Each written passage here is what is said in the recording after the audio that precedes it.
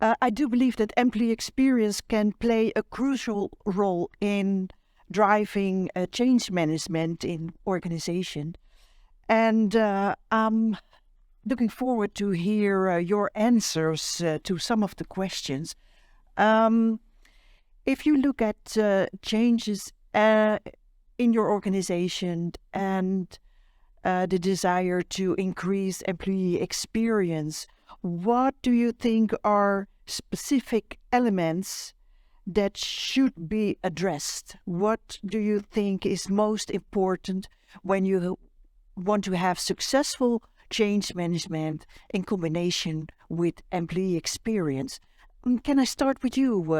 So actually, we are actually going through a lot of change at the moment, as a company, and we've recently changed our operating model, which of course we have a new CEO and he looked at things differently, and we also had a very tough year in 2022 as a company, right? So we really looked at our operating model and hence the organization structure, and we're also investigating our elements of our culture, right? 130 years old company. What got us here won't get us there. So what are some of the cultural enablers and disablers which are, but I think one of the things we are focusing on, and we're really going through this change journey right now from an employee experience perspective, is communication, of course, right? So we really partner very closely with our global communications team as well as the change management practice to make sure that as we plan the changes to be rolled out, and it's in waves, right? It's not that one moment or you have this change, but really making sure that we have the right communications moments planned with the right audience at different levels in partnership with business leaders, and making sure that our leaders not only think about the what of the change, also they build a personal narratives, what this means for me, and actually prepare with their colleagues how they will communicate this narrative to their teams, what it means to them, and then bring them along the curve, right? And some of these things we are doing to really make sure that the employee experience, though, like Mihai said, nobody really is asking for the change or looking forward to it, it still remains positive. Yeah. Okay, thank you. It's Ciprian. How's it for your company? I was just reflecting of what you mentioned earlier with organizational sort of structure and operating model change. We're there just reshifting some of our packages and ways of working. We're doing the same for the HR function, so moving from a federated model into a centralized model. So we're going more towards sort of the Gartner operating model of HR that has significant shifts for all of our organization and how we're delivering services to the business, but also what we mean by people experience. So we're doing a lot of sort of cultural work of what across all of our brands and all of our countries that we operate with. What are some sort of values, behaviors, and things that are unique to Entain rather than each of those individual brands. So we're doing that work in the background. And what we've done from a change perspective is put them on a change journey. So we started mapping and the personas I was mentioning earlier, we started mapping of personas with their needs, wants, pain points, what work they come and do, how do they interact with the organization, what's meaningful to them, and then how we're expecting the future to look like for them. So we're almost like projecting those personas and their jobs into the future for the next 3 years. And we're mapping what is the change journey that they'll have to take. Is it behavior? Is it ways of working? Is it tools and technology? Like what are the type of things we're changing? And we're addressing those on a change journey. Now, we've mentioned earlier about sort of co-design, co-creation, and I loved that sort of going to Disney type of approach because we haven't talked about it. So we're creating a lot of loops into the organization of bringing people on board to, one, tell them the direction of travel, but also gather their thoughts of, is this what you would be expecting? Because what we might have picked up as a pain point for you might be wrong from our understanding, being sort of 3 layers the distance from you. So we're doing that validation of we designed a solution that we think solves for the challenge that you've told us, or your problem, or the pain point that you're having. can we validate that this solution will address that? So we're doing that as part of the change journey. So there's key elements in here. So there's personas that we're creating for everyone. There's empathy maps. So what do people think, do, say, and experience on a day-to-day life across the high to retail life cycle. Then we're documenting what is the change impact based on where we're projecting some of these roles and experience the change, and then we're putting them on the journey. Then we're using significant expertise from behavior science and sort of the comms and engagement to actually create a bit of a journey. Almost like imagine a train journey with multiple pit stops and stations. And on each of those stations, what are the type of things that not just will be different, but will feel different for employees? So we're talking about this is how it will feel. It currently takes you 5 minutes to do this. Tomorrow, it won't actually last 30 seconds because it's going to be on a press of a button or anything else as part of that to simplify it for people. Okay, and Isabelle? Yes, so for Barco, I think it's a bit a related story as in Philips. We are even in the same healthcare market. So we have 2 new CEOs since the end of 2021. So very big organizational change and shift with an impact on HR, so HR transformation. I will not repeat the things that I've already heard, but perhaps to add on, what I think is really important is to communicate transparently as well on moments when you cannot communicate yet. And I think that is a very important one. You cannot disclose everything at once in every stage. So, and sometimes rumors start, so it's very important to address that and to say, okay, it could happen that changes are on their way. We will inform you when the time is right. We will support you during that change. So that's one thing. And the second thing that I wanted to add is remain authentic in your communication. In our HR transformation, for instance, without going into all the details, but we are very authentic and transparent in our journey and in communicating the fact that we say that literally we are building the bridge while crossing it. And we need you as employee to give us feedback in how we are doing with this. Because what we are doing and the why, the purpose and the what, and the what's in it for you as an employee is key in our messaging. So the feedback from them in this transformation is equally important. Okay, and Isabelle, in your organization, did you do special things to support employees to take their role in changes? Yes, different things. One thing that I want to highlight, and coming back a bit on Thomas's presentation, is our employee survey. We received some pushback from our CEOs to continue to do an employee survey during the change because they told me, the results will not be that good. And I said, that will be a good message because then we still see engagement and connection. And so we got to go to continue to do the pulse surveys that we did. And we did indeed see or saw a kind of a decline in some domains. But that gave us a lot of opportunity to address the impact of the changes, to address the accountability of each of the leaders of our executive leadership, and to ask them, what is your responsibility in this and what can you change in this? So that is definitely, amongst many other things, one of the things that we continued to do is ask feedback to the employees and not being afraid of hearing perhaps some bad news. And then, of course, addressing what can we change and what is not possible to change. What is in my control and what is out of my control. Okay.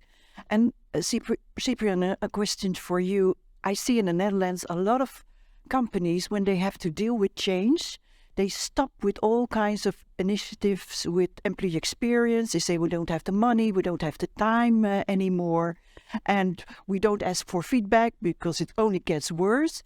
What advice do you have for companies who are thinking like that? I think it's the opposite of anything that we're heading towards. So one of the things that we're doing at Entain is our HR transformation is experience-led. So we're designing the experience first, and then we're designing the operating model, the technology, and everything else.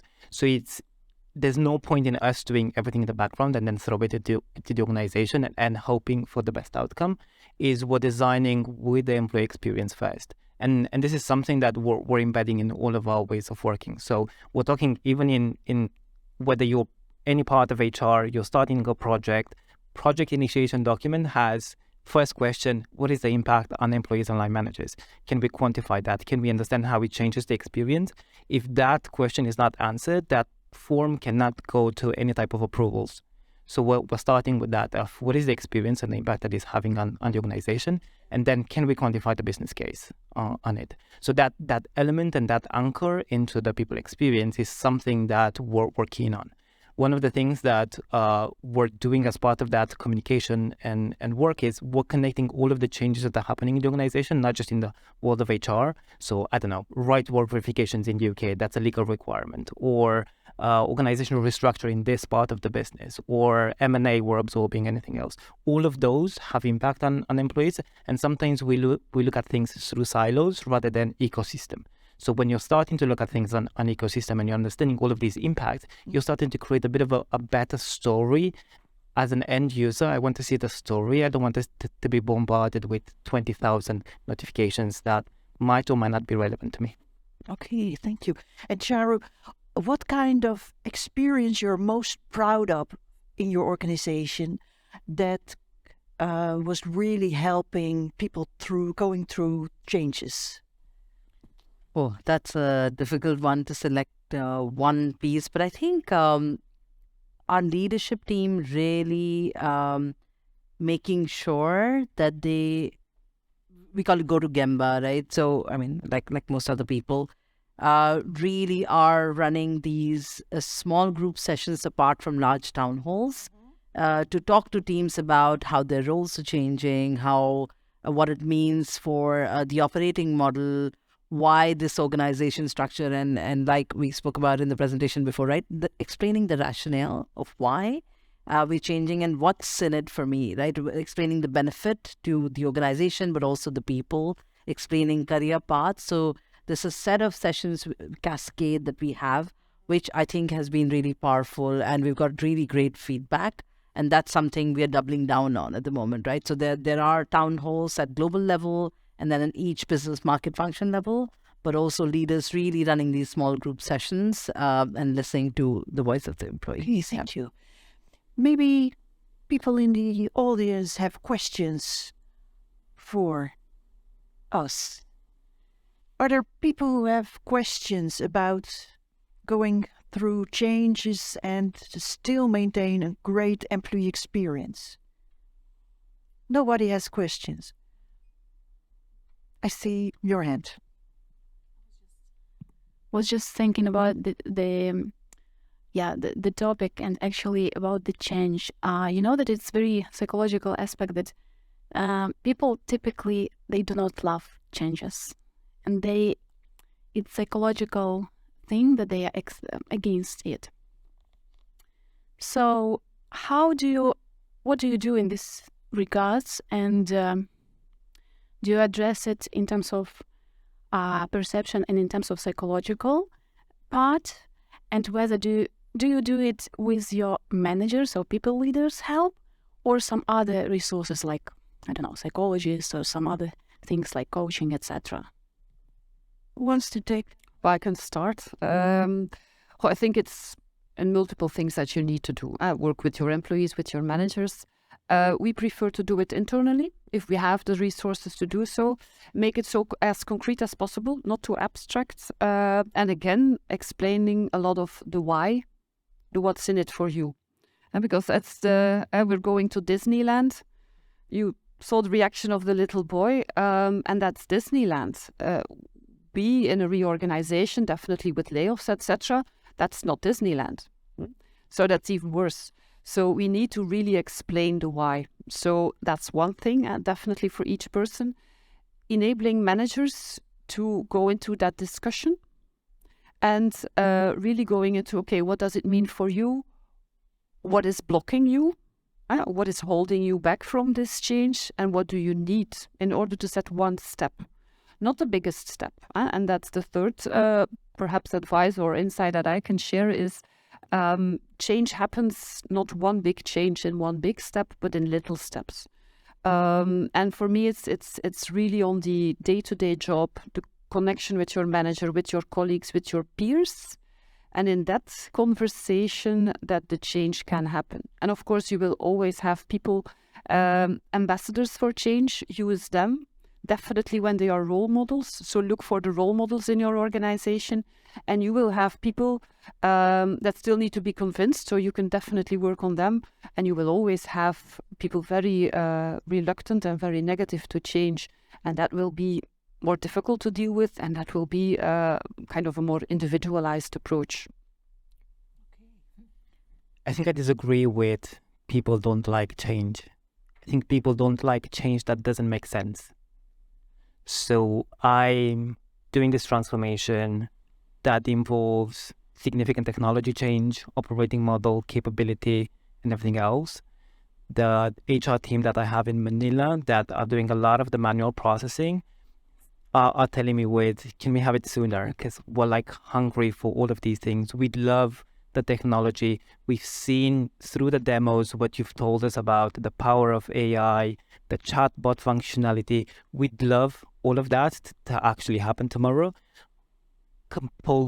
compared to like the teams in India. And this is like a real example from my organization, the team in India that say, no, actually we love doing the paperwork rather than having digital signatures.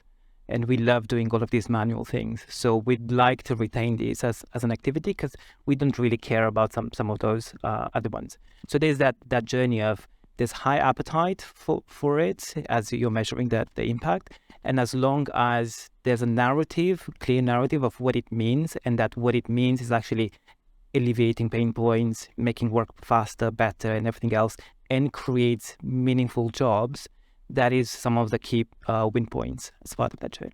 Hi, yeah, I have a question. What I see in my company and also in a lot of other large companies, that there are a lot of strategy and change teams within silos. So, for example, we have a strategy and change team in HR, but we also have it in facility management, IT, and then I'm not even talking about local initiatives. Can you share how you have lowered down the silo structure and created like this holistic change backlog or journey in your company?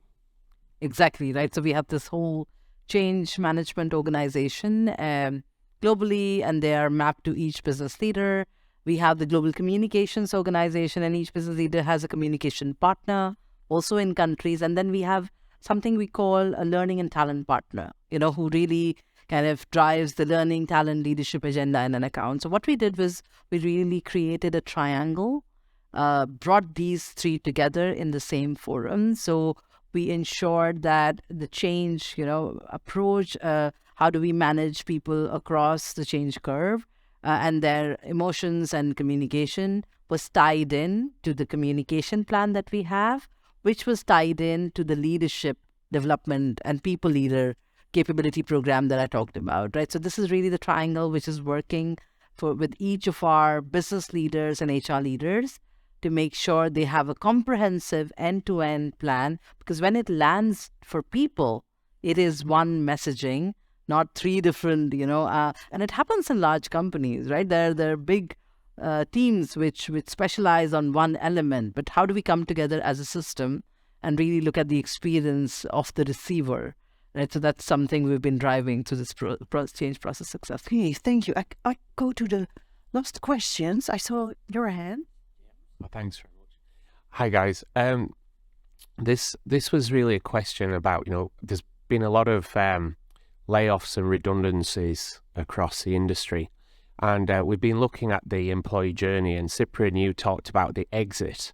I just wondered, from your experience, have you done a mapping of the employee experience around redundancy as part of exit? Because people who survive redundancy have this, guilt, and those who leave can be left with a negative impression of the brand. And Helen was talking about yesterday the importance of the brand when, at every stage in the employee experience. I'd just love to hear your thoughts on that and whether you've been intentional about that particular employee experience. I'll start apparently. No worries. So we've done an exit piece. We haven't been very intentional about redundancies at the moment. even as you would probably see from the media, we're doing a wave of redundancies as well as part of this restructure and reorganization. What we've done as part of that exit is start putting ourselves into the shoes of what does consultation look like? What are the type of key messages that we want people to be left with? How do we support people in finding careers somewhere else? So still have that due diligence of we're a responsible employer supporting people to find jobs somewhere else. And we're leaving them with, obviously, you might have had an amazing career here for the past 19 years or 15 years or 5 years, or whatever has it been. You've contributed to this. We've enjoyed working with you. We'll expect if there's any opportunity, we'll hope you're coming back to us. So we want to create that link in. We haven't turned on our alumni community yet. So that is in the roadmap for the next 2 years. So there's significant work that we need to do into roadmapping some of that into the capability.